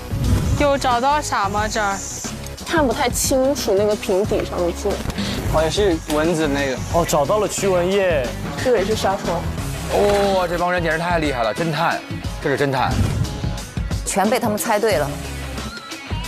然后他在这个就是几个小时之后 ，X 的描述是天色变暗了。滴答声来了，滴答声来了，看看是什么。在天色变暗的时候听到了脚步声，然后我们是想试图复原一下这个脚步声大概是在什么时候听到的。然后因为他提到了说他听到了一些反复的滴答声音，然后我们就去查了一下当天的这个天气的情况，发现在这个傍晚的6点和7点的时候有一个降雨。厉害啦，下雨。然后我们在现场的观察又发现这个教室它这一片都是漏水的。这水是哪里来的呢？感觉像是潮湿的。哎，我有一种猜想，罗老师，我感觉是不是当时有雨，所以从上面往下滴，滴在这个水塘上，不就是滴滴答答的声音吗？哦，你看，就这一片，所以地上有水是吗？对，地上有水。那很有可能就是当时在这个6点到7点的时候有这个降雨，所以就导致他听到这个漏雨的声音，在这里有一个滴答的声音。漏雨就是。所以我们推测可能是大约7点钟的时候，他听到了这个脚步声路过。完美。你们刚才查这个降雨是怎么样查出来的？政府天文台提供的一个。对，就是屯门那个天文台。OK， 好的。哦，这个就这一个就行了。其实天文台这个是 impressive， 对，不好找啊这个 point。我是希望他们找到，我们试试的时间，他们就是做到了，非常好。是设置的挖出来的。那可能7点钟的时候就已经有人走掉了，但是我们无法确定说这个走掉的人是不是 Y， 还是说其他的绑匪。那我们的推断是觉得说 Y 他可能不是7点才走，他其实有可能更早就离开了。为什么呢？因为他在他的口供里面说这个走廊非常的难走，但是我们其实实际上走了一下，它就是一个非常笔直的路，没有那么难走的。如果他真的要走这条的话，他必然会经过教室1，然后可以看到这个窗户它都是这种开着的，就他肯定会引起这个 X 的一个注意，所以我们认为他其实不会去选择走这个走廊。那他会不会走那个雨棚呢？如果你从雨棚出去的话，那个雨棚外面就是一户人家，他们养了一条狗。所以你只要经过那里，就必然会引起那个狗的叫声之类的。所以它如果走雨棚的话，也是会引起这个犬吠。那我们觉得它最有可能的路径就是走的篮球场，就是它通过这个出了教室3之后，直接通过篮球场一个非常大的空地，然后直接就出去了。因为这样子的话，它不会留下任何的痕迹，也不会让 X 听到它的脚步声。那么在这种情况下面，我们说 X 在7点听到的这个脚步声就不一定是 Y 的，有可能是剩下2个绑匪的。那 Y 可能在这之前就已经离开了这个现场。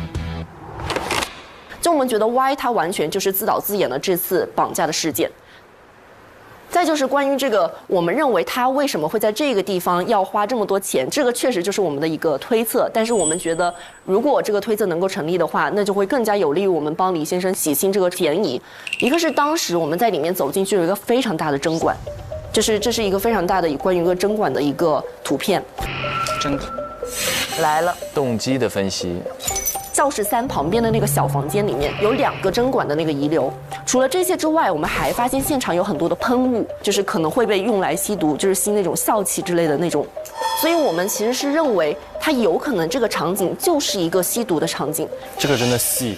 那么他们可能是把这个作为一个据点，在里面非法的吸毒活动。再一个是X 对于 Y 的描述是说他花钱很快。然后包括那个 WhatsApp 的聊天记录，黎先生对他的形容是 She have changed a lot since she met her boyfriend。那么她很有可能确实就是在认识了她的男朋友之后，就开始了一个这样的吸毒的一个活动，然后进行了一些这种非法的行为，所以也导致她花钱很快。然后再一个就是，如果黎先生他是自己去实行这个绑架案的话，我为什么要使用一张我已经把所有的信息都告诉了别人的这样的一张银行卡作为收款卡呢？除非他就是共谋，除非他跟 Y 是共谋，但是这里又说不通一点，就是如果他跟 Y 是共谋 ，Y 为什么要全程去嫁祸这个黎先生呢？他们为什么不能够提前商量好？比如说黎先生走出这个房门，不要穿黑色的长衣、黑色的长裤，引起这么大的怀疑。他们完全可以事先商量好，说黎先生穿一个完全不一样的衣服，那他就可以走出去，就不会被警方去怀疑，甚至去制造一个不在场的证明。所以他跟他是共谋这点根本就说不通的。哇，这个线索更多呢。嗯，它更全面。他们的完成度真的很高。好 ，OK。嗯，好的，谢谢。嗯，好，谢谢两位大律师。谢谢，辛苦了。没事，完成性挺好的 ，nice。我觉得等他们走出去之后，关律会跳起来鼓掌。Hello， 你们回来了。我们在研究一会儿吃什么？吃什么？快！我们在研究。我其实想研究一下中午有没有可能睡觉。哦，我也好想睡觉。我看看你们的 PPT。我先打印。哇，这个设计。原以为我们的 PPT 已经上属精工雕琢。笑死。他们每一页有4张，然后跟我们的厚度是一样的。你们做了多少 PPT 呀？妈呀！哇，怪不得他改到这个格式改那么久。我觉得你们这个分析分的这几个板块就很清楚。是的。他这个 PPT 做的是真的有2把刷子的，不是我说。文翰上大分，主要我觉得王文翰做 PPT 确实有一手，是不是？确实有一手，他做的很快，真的很厉害，跟我们这种普通 PPT 学者不是一个 level。你应该最后结尾的给大家开一个 PPT 教学。真的，我觉得我很需要，希望你以后先发一个这样的视频，让我们去学习一下。主要还是展示嘛，形式是服务于内容的嘛，对啊。但是你们的内容也很多啊，就是我们的内容也没有那么多。嗯。OK， 请等一下，我稍后就发邮件。好，谢谢大律师。 Oh my god。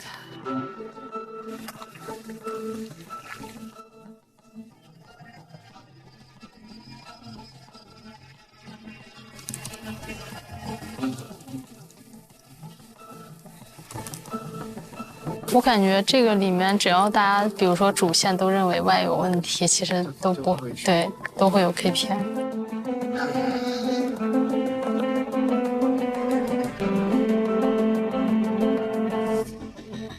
刚发了。啊，没收到，垃圾邮箱也没有。我也没收到。我收到了。来了，大胜吗？我觉得洛星没问题。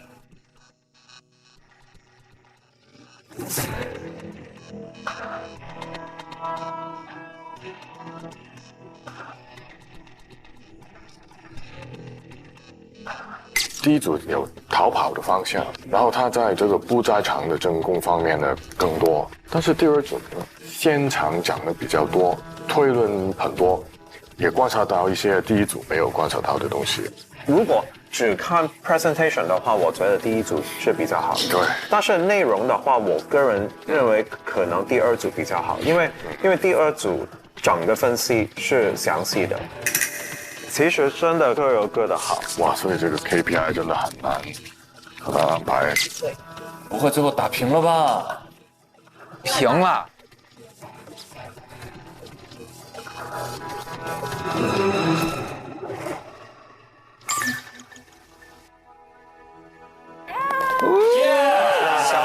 小郑吧，小郑，可以。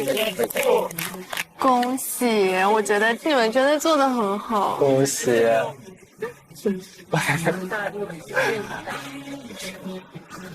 我终于到一半了。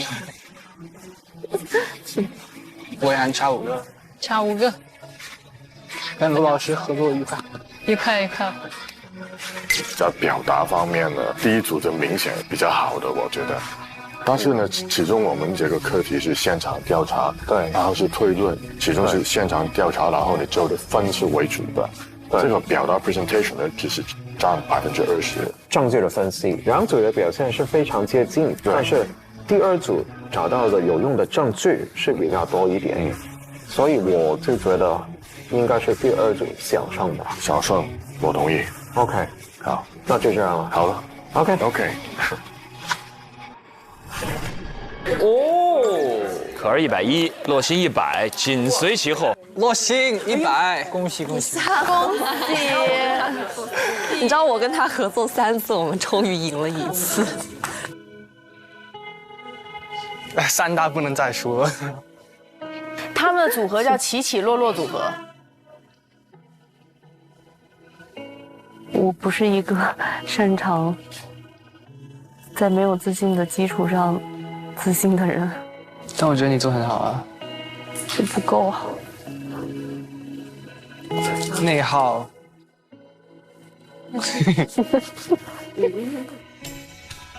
连续下一个课题，再赢一次，洛星可以的。可以。快打100%。我们要拒绝 emo。好。必须赢。我们先交上去再说。好厉害！我觉得我们3大不可能输了吧？你能不能不要每次一开始就说这些话？为什么在说不能输了吧？那你也别说。我觉得没可能，我一定会。你以后从今天开始不许提输和赢当中的任何一个词。大赢。不许提。中文好难。啊。那中国人去英国也会说英文好难。但是我是中国人呀。但是你主要在英国长大呀。哇，他们真的，这个姐弟组合，他们老搭档了嘛？对。Marco， 你要跟洛星学习一下他的沉稳，洛星也要学习一下 Marco 的这种开朗，所以你们互相学习、互相进步，一定没问题的。针管，后面也有一个针管。上面写的什么 ？Expiry date。如果你要走这一边的话，虽然说路有点窄，但也不至于难走了。洛星100，可能要一直搭了。Marco 是不是心理压力很大 ？Marco， 我们终于赢了一次。下一课题换你给我50 KPI。嘿呀。哦，这组有点可惜。我们昨天晚上就已经猜到了会是这个分数。但这个就说明其实没有啥很实质的差距。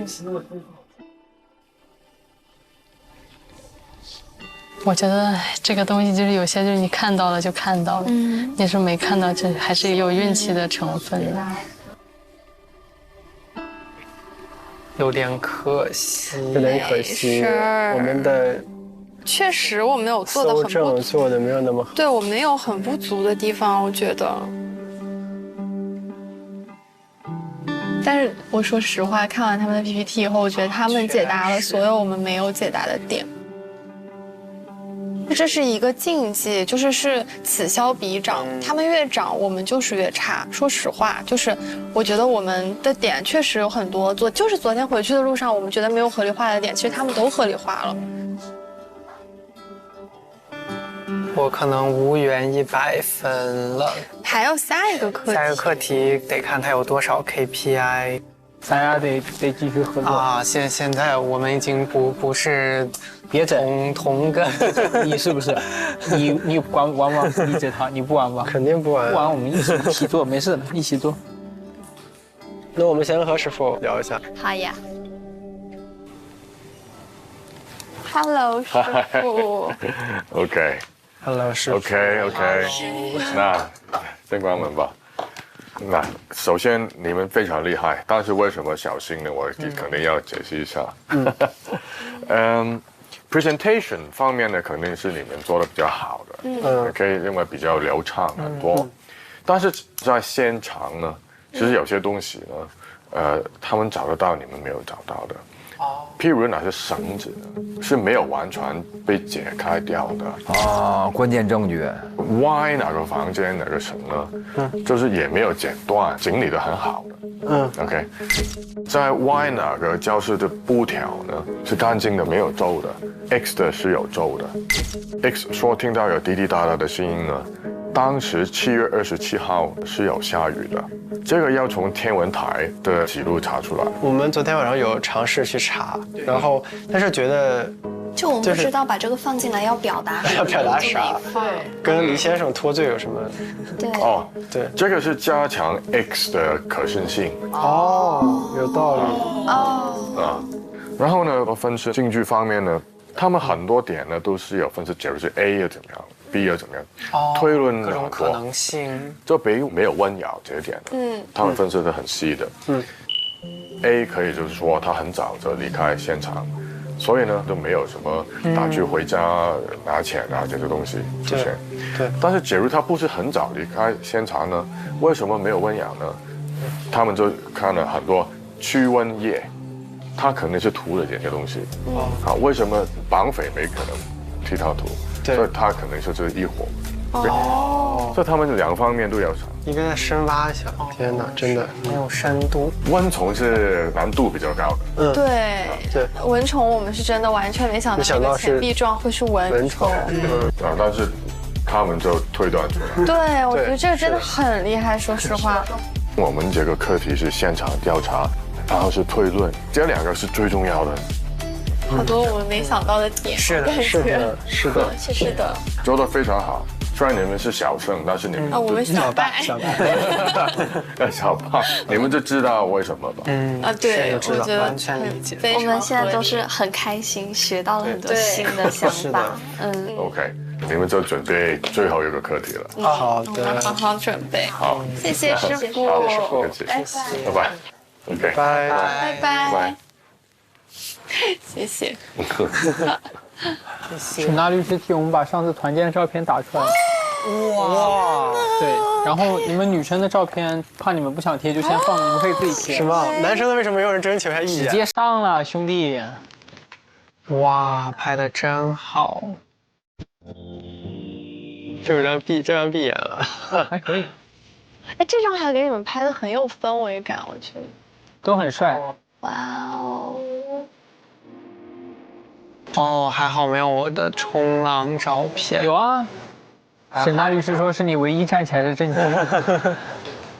沈大律师好好呀，把我们都打印出来了，大家就贴在这里。小黄人可以帅了，好可爱。Oh my god， 他真的好用心啊，怎么那么好？哎，这种记录真好。这个背影，哇哦，帅。这个好看，就很纯真啊，每一个人。真好，真好，谢谢沈大律师。都在这，现在这也太好了。沈大律还是有顽皮的一面，可以。一晃已经第7个课题，8个课题了。最后一个课题了。最后一个课题了。是的，不知道我们3兄弟还能不能再聚首？是啊，一切都是缘分。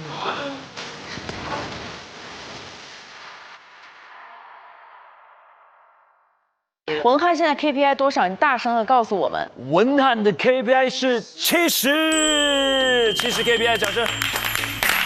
不愧是我们文翰，全业一直最看好的男子，超逆风翻盘的。他从零很久零了4、5期都还是。他第5次才突破的。文翰太快了，后面到了文翰的舒适区了，而且他的 PPT 王子的这个称号已经立住了。对。然后洛星是不是感觉也有很大的变化？有，洛星感觉也松弛开来，中间一度他有点紧绷，但是跟 Marco 在一起3搭的时候，反败为胜。启乔是洛星的小王子。因为他们俩合作就是讲争口气嘛，然后一定要赢一次啊。女王和王子的那个范儿。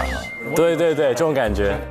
但是我们还是不得不说，他们连续3次在课题当中都是搭档，而且那种搭档那种选择是毫无理由的支持，就无来由的选。启乔完全是无理由的支持他姐姐，是不是？无理由支持他姐姐，真的，就你在哪一队，我在哪一队，你只要在我肯定在你身边，然后来支持你。就各位身边有没有那种无理由支持和认可自己的人？那肯定多了。所有的无理由都是有理由的呀。这么理性。就像我入行跟我经纪人，我们在一起有20年左右的时光了。我刚入行做艺人，他刚毕业，然后就带我。其实我们2个是不知道这个行业应该怎么样做，去互相支撑着走的。他讲过一个细节是我完全忘了的，是有一次我们录节目很晚。然后他那个时候还只是实习的阶段，我就给了他100块钱打车。我说已经12点了，公司也不会报销。我说你拿钱去，但是要知道我那天录的那个节目，其实我还欠公司200块钱，因为那时候按分成比例和扣除成本，我的劳务扣掉，其实我还欠公司钱。但这种前提下，我还是给身边的工作人员，就是拿了钱就说你们打车去，他就觉得我是一个很懂得回报和感恩的人，所以我觉得这种所谓的无条件的信任，其实你以为你没做什么，他看在眼里，而我觉得他为我做的一切，我也看在眼里，都是有理由的呀。是，但是你不觉得无理由这件事很浪漫吗？大老师对跟经纪人肯定也是无理由认可的关系，必须得是啊，但是因为他是我太太嘛，我不认可，咱们还回得了家吗？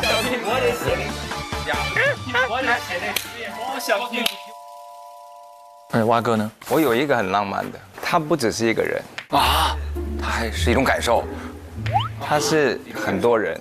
很多人，对他们就是很多年，影迷嘛，对，是不是？就是支持你的，绝对的。而且他们是那种超过很长的时间，我到现在都还是会拿着他们的信，在你很就是有空档的时候，或者是觉得自己对自己没信心的时候，就会阅读一下。这都是相对那个能量就充电了，才开始等，就来电源那个对，就是你会觉得这些是无条件的付出，我就觉得那一定要找一个我们相对对等的一个方式，变成一个演唱会。然后我跟他们的那个感觉像是一个约会，就是我为了这个约会，我去准备一套很好的表演。然后他们就会，然后很好的状态，穿很好的衣服来到那个现场，然后我们一起有点像是双副奔向的一个约会。大家在这个演唱会以后，大家都获得很多满，就充满能量，就回到自己生活当中。我觉得这个挺浪漫，很浪漫，对不对？然后是因为有一次在演唱会上面，我说我们这个太有意义了，我们要做到70岁。我就很无意的说，里面有一个奶奶就很认真就把这个听进去，她就站起来说啊，我很开心你愿意把这个活动能办到70岁，但是我可能没办法等到那一天，因为我可能没办法活到100岁。那到时候可能100岁，我觉得哇。太感人了，然后他说，但是他还是很高兴的，他可以看着这些记录，或者是你做过的事情，这些所有的影像，一直陪着他到70岁这样。我觉得这件事真的挺美。就是歌手演员呀，一直感觉就是影迷歌迷陪着你这一路，然后感觉你的歌在疗愈他们，其实。你能往下走，是他们在支持着你，你还感觉能一直这么坚定的走下去，挺好的。小何同学，第一印象还是我妈啦。当时就是报名参加 offer 嘛，就是因为跟我原本的这个规划其实不太一样啊，稍微有一点点好像你在偏离了那个轨道，所以呢，当时我觉得就是应该跟父母讲，但是呢，我还是优先选择了跟我妈讲。然后我妈就说，我知道了，你去参加，但你先别跟你爸讲。对。然后后来我爸看节目播出效果好，他就说，我当时就非常支持他。马后炮爸爸，对，可以。提到妈妈，我想起来 Man 姐，我之前好像看到，是不是您当年离开过 TVB 的时候有纠结过一段时间？当时也是妈妈支持了。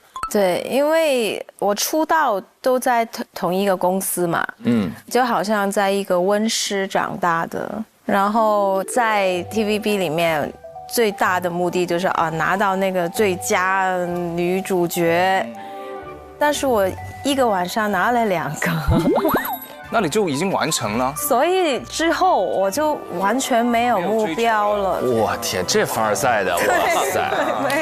没有，是很幸运，所以我就可能想出去闯一闯，但是也想了2年，也不是马上的。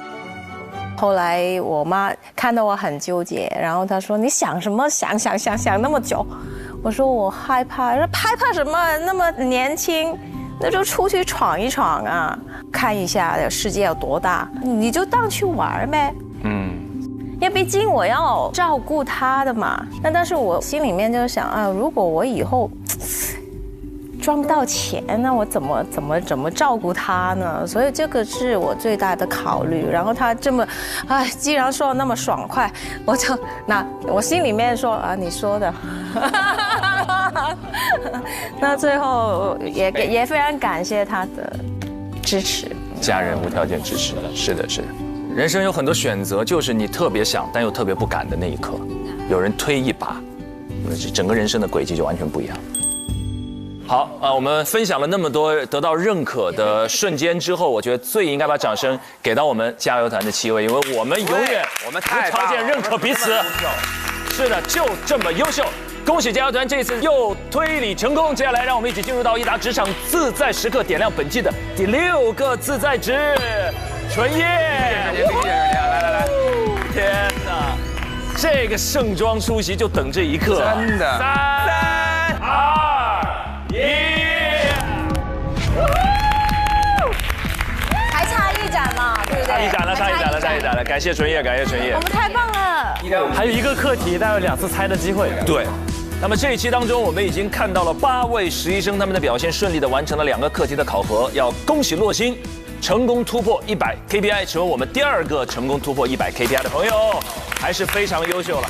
纵观3个案件，案件本身其实有内在的含义，比如说遗产纠纷，我们表面上看到的是对现实的考量，对亲情的漠视，但如果我们稍微往后探一步，我们看到多胎家庭的爱的平衡的问题。那后面我们也感受到了跨境金融案，我们看到了杀猪盘这些高额返现的诱惑，我们学到一句最简单但是又最亘古不变的话，就免费的东西永远最贵。还有最后一个案件，我们进入到了绑架案。这个案件，真正的违法者一定会面临着治安管理处罚或者刑事责任的惩处。所以要提醒各位，屏幕前的各位，千万不要以身试法，千万不要因为有自己小小的资金需求，就是要守住法律的底线。好了，那下一期开始，我们会迎来本次实习的最后一个课题，实习生也会迎来突破100 KPI 的最终机会。可儿手握1个 offer， 剩下所有突破了100 KPI 的实习生们会争取第2个 offer。我们也会尽全力在最后2次的自在值的点亮过程当中，尽量做到100%的胜率。听一下，所以不管怎么样，我们所有人在自己的位置上做到最好。目的只有一个，希望更多的实习生有进入到粤港澳大湾区，成为一个优秀大律师的机会，让我们全力以赴，好不好？好嘞，所有的朋友们，这一期的节目就到这里了，下一期最后一个课题，不见不散。佼佼益达好自在 ，get 职场好状态。本节目由益达无糖口香糖独家冠名播出，拜拜。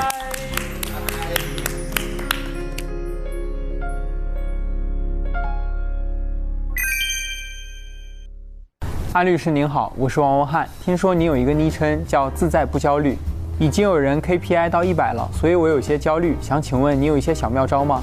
文翰你好，不焦虑不敢当，但确实有一些能让你自在的小窍门跟你分享。特别理解你们想赢 offer 这种心情。看看今年的奥运会，你就知道奥运会的参赛选手，如果他在比赛的时候脑子里都在想怎么拿奖牌，肯定会影响他的发挥。所以真正要做的是要专注你从事的每一个课题，这样你才能获得平静和智慧。与此同时呢，你要知道你们已经非常优秀了，所以呢，偶尔要放松自己紧绷的心情，比如说钓钓鱼啊，跟朋友们一块打打游戏啊，这样就能够一点点恢复自在的状态。好的，谢谢安律师，别客气。终极课题有2个案件，2个案件的 KPI 各为50%。那这样子其实确实每个人都有机会哈。对，因为都有最高要拿50，也可以破100。而且这个 KPI 太多了，唯一的机会了。我的愿望就是这个课题结束之后你保住第1，然后我冲过100。对他下30，他是背水一战了。你找的这案例真太好了，而且咱们2个打他们，咱们必须得有自信。我们老师还差5分了，可以。要赢，去抢 KPI。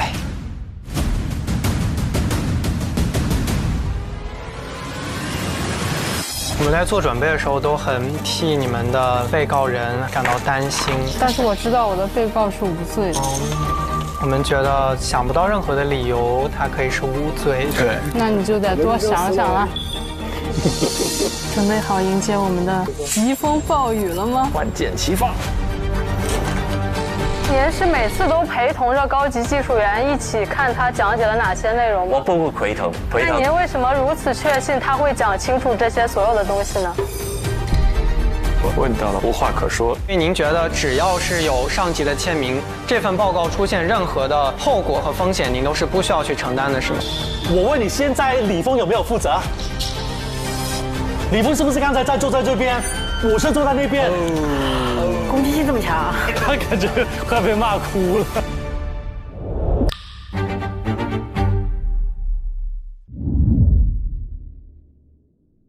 SVIP 用户每周4、周5中午12点更新正片，每周6、周日12点畅享加更和 Reaction 陪你看 offer。VIP 用户19点更新，每周1还有不定时加更等你来，周2、周3还有更多花絮预告刷不停。99益达好自在 ，get 职场好状态。本节目由益达无糖口香糖独家冠名播出。自信每一面，带感赢 offer。本节目由百度帮阿达帕林凝胶赞助播出。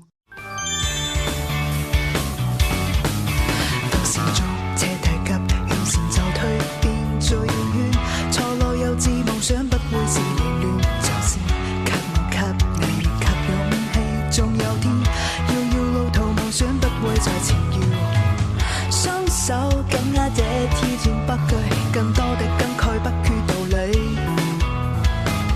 無畏懼再去更看一切，再一次挑戰我嗎？競技會在哪方？奔跑人群中，世界能屬我，交出每個爭吵的答案，無懼那一天可會踏破精彩每一步，這一生痴心夢想，誰會在意它？奔跑人群中。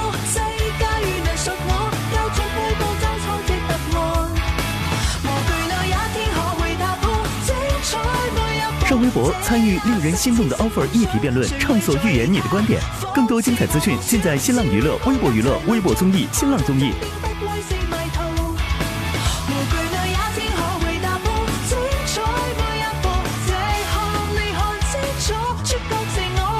感谢丽丽城传媒对本节目的大力支持。